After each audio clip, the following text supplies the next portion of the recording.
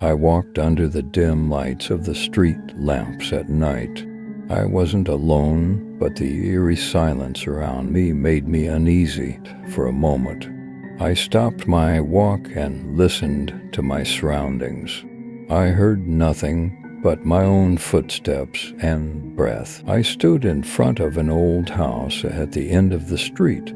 The door was slightly ajar, swaying gently with the influence of the wind as I stepped inside.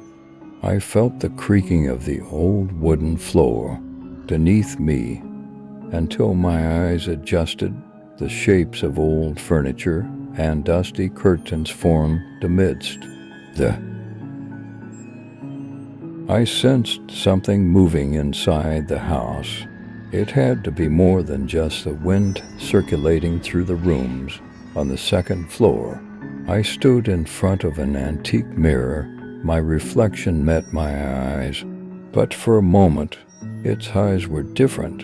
It was as if someone else's eyes were looking into mine. Suddenly, I heard a faint child's laughter. When I turned around, an old baby crib was rocking. The teddy bear next to it turned its head on its own.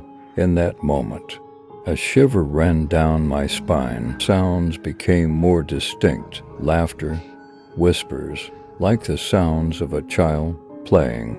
But there was no one living in this house. With the creaking and slow opening of doors, I saw a shadow passing by.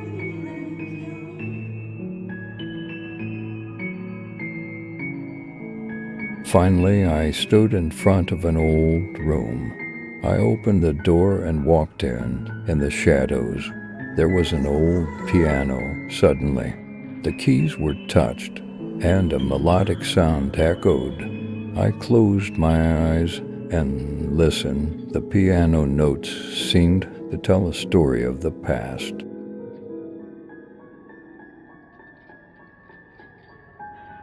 After the notes, a child's voice said, "Welcome." When I opened my eyes, I wasn't alone in the room. It was filled with old children's toys and shadows from the past.